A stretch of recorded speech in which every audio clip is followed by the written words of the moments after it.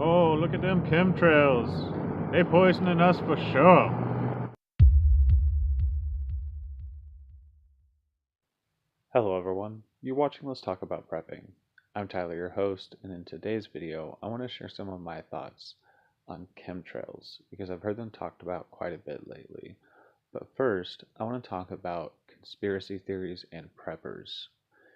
The conspiracy theory and prepping communities are inextricably intertwined. It's pretty much impossible to tell where one ends and the other begins. And this is largely because this is a spectrum that exists on the individual level. Whether you've approached these topics from the political and conspiracy theory angle and all of the starting points and rabbit holes that entails, or whether you've come at them from the perspective of realizing that you just want to make mundane preparations against food or economic crises, it's inevitable that you have encountered people and beliefs from the other community. This is because, for practical and social reasons, these two communities exist in the same spaces as each other. Conspiracy theorists often believe in things that have real world consequences that they want to prepare for. And preppers often want to prepare for things which may or may not have been caused by conspiracies of other people. And whether or not you concern yourself very much with the goings on of the other community, the goings on of those communities do strongly affect the happenings in the other community. The conspiracy theorist community does a lot of research and legwork, which makes its way into the general knowledge of the emergency preparedness community. And the emergency preparedness community provides a lot of technical and practical information for people in the conspiracy theory community who are taking their beliefs and research to the practical application level. And, of course, there are those in each community that scoff at those from the other. Conspiracy theorists sometimes believe that there's nothing that anybody could ever do to prepare themselves for the kinds of things that are in store for the human race. And likewise, emergency preparedness minded individuals often scoff at the idea that one should spend a lot of time and energy thinking that there are shadowy figures behind the scenes of all the things that go on in the world. But regardless, these two communities are completely intertwined with each other, and it is almost impossible to engage in one without interacting with the other. And I don't see this as a bad thing, but I do think that it is important, as with anything in life, to maintain a balance, not just between your conspiracy theory research and your practical emergency preparedness, but also between these things and your everyday life and your social interactions with other people.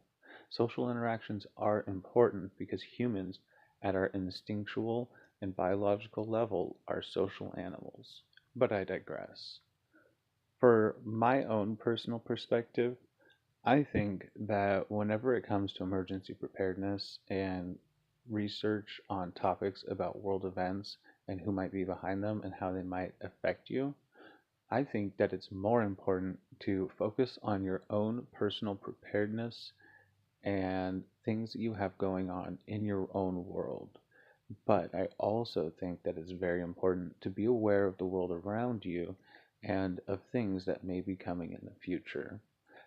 I have spent years and countless hours doing research and listening to videos and podcasts on conspiracy theories while at work, and it had caused me to burn out after a while.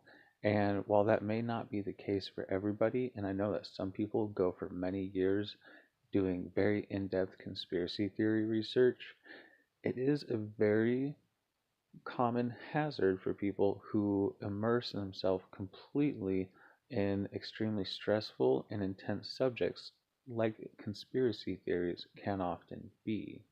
And I think that that is very detrimental if it causes the person to back off from the entire topic altogether and stop even with their emergency preparedness, like I did for a while. Also, conspiracy theories are a very deep rabbit hole, and it is very easy to consume oneself completely with these topics and come completely off the rails when it comes to social interactions and practical personal endeavors. For that reason, while I think it's good to stay up to date and keep tabs on conspiracy theories that the conspiracy theory community believes are relevant and to stay afoot with their research, I don't think that it's a good idea to go deep down these rabbit holes and spend hours and hours on a weekly basis doing raw research on them because there are people who are going to be more interested and more capable than you are. And sometimes it's better to receive their filtered information while you make practical preparations for yourself. It makes me cringe when I hear a preparation channel suggest to their audience that they go and research something like the Mark of the Beast or the Anunnaki or conspiracy theory topic only subjects like that, because that may cause people who are dedicated to emergency preparedness to become sidetracked and spend valuable time on subjects which, while fascinating and very informative, don't have any practical application. There are some conspiracy theories which may well affect us in our everyday lives, including ones that may affect the environment that we live in. And that's my segue to the chemtrail conspiracy. Now, in my mind, the conspiracy theory about chemtrails is a good example of the spectrum of conspiracy theories in general, because even among a single conspiracy theory, the wide range of what people believe about one topic is staggering and can often be very divisive. This is one of the problems of conspiracy theories in the prepping community.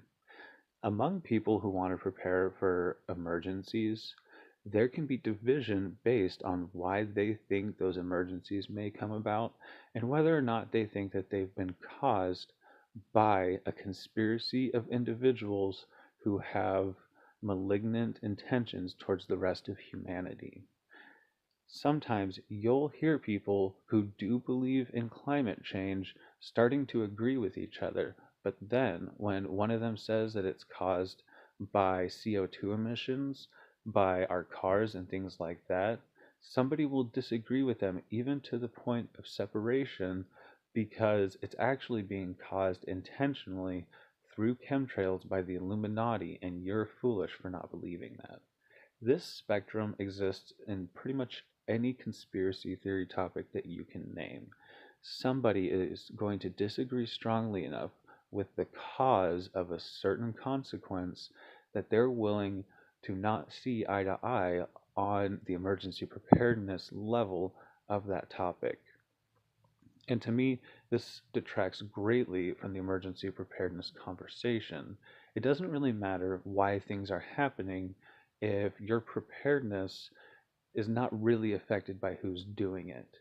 Yes, it's important to know if there are dark forces behind these things, but it doesn't matter nearly as much if you aren't even prepared for the immediate mundane consequences of those actions, let alone the dark forces behind them.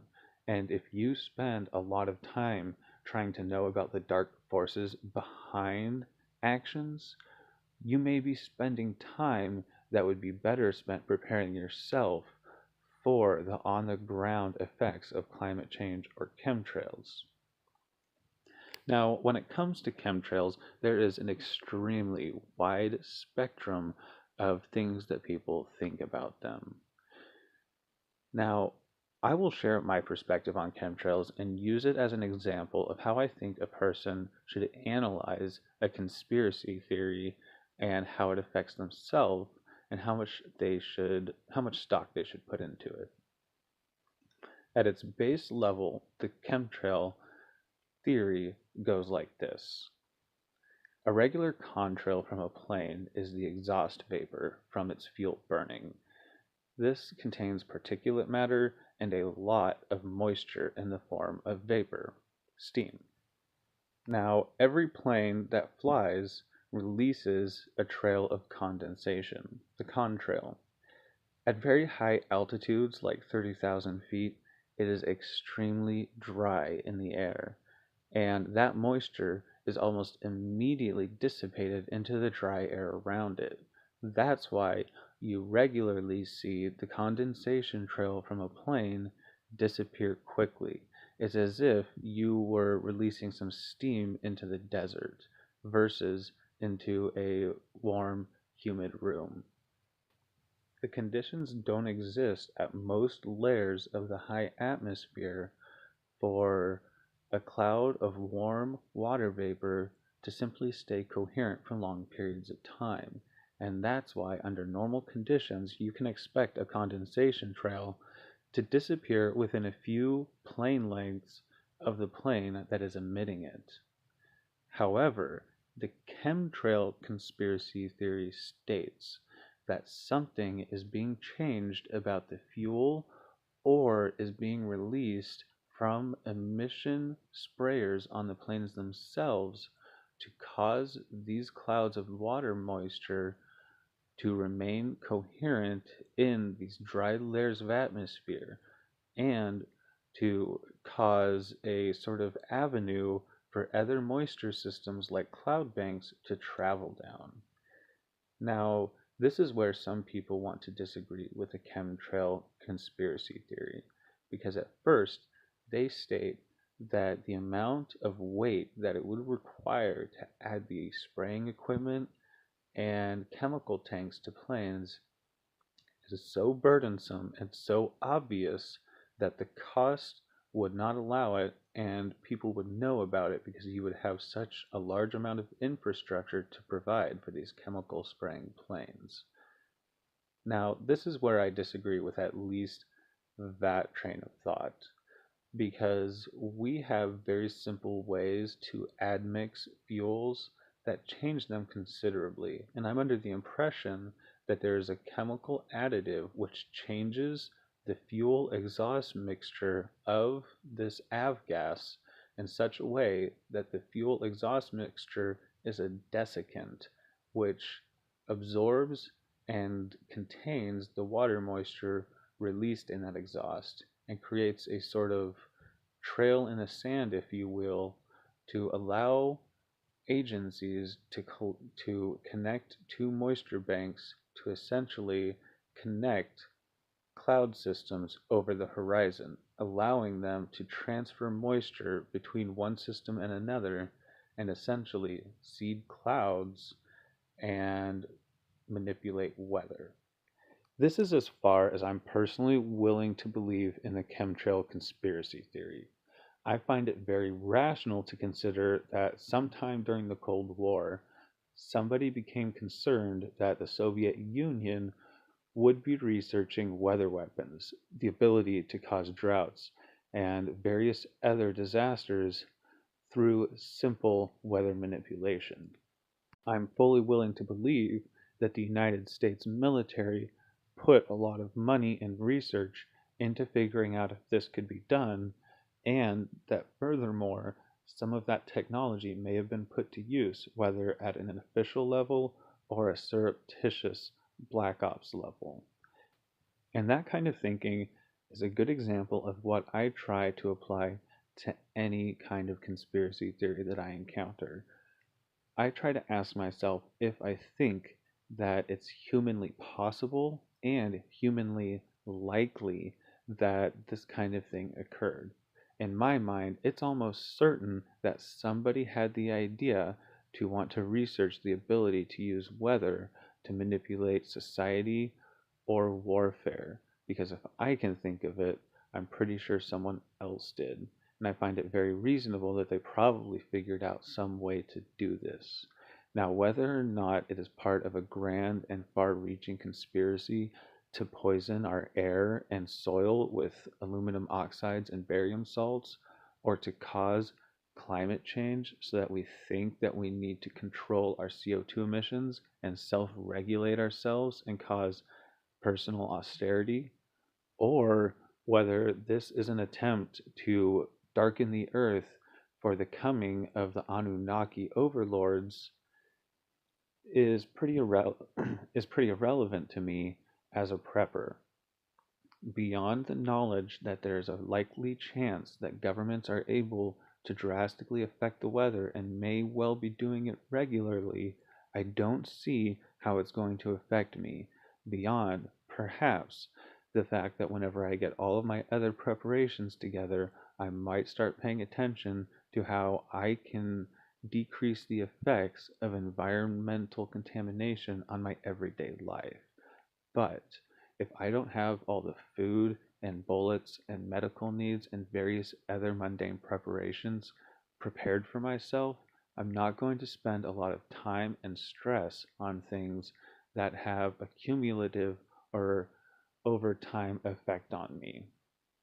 So, anyways, I hope that this was a little bit of an interesting treatment on how to think about conspiracy theories in general, and a little bit on what some people think about chemtrails in specific. Thanks for watching, and share your thoughts in the comments below on chemtrails, conspiracy theories, and how HARP has to do with it, anything. Thanks for watching, and stay safe out there, everyone.